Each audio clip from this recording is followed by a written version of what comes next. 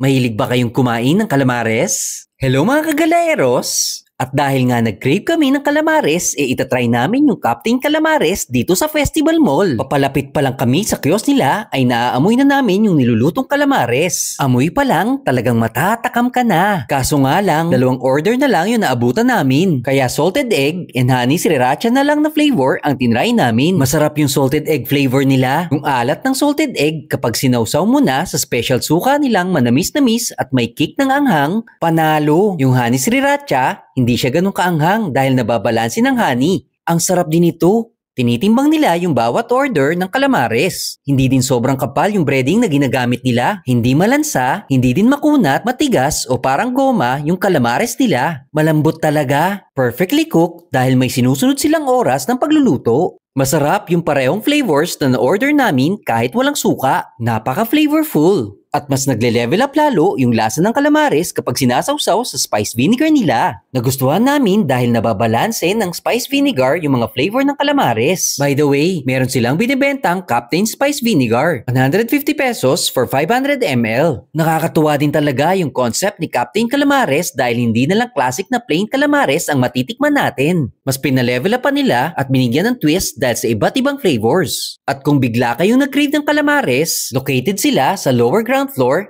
West Wing, Festival Mall. Nasa food court yung kiosk nila. Open sila daily from 10 a.m. to 9 p.m. Agahan nyo na lang mga kagalaeros para may maabutan kayo dahil sabi ng staff nila, madaling maubos yung stocks nila ng squid. Available din sila sa Grab, pwede din sa Foodpanda, and Lalamove.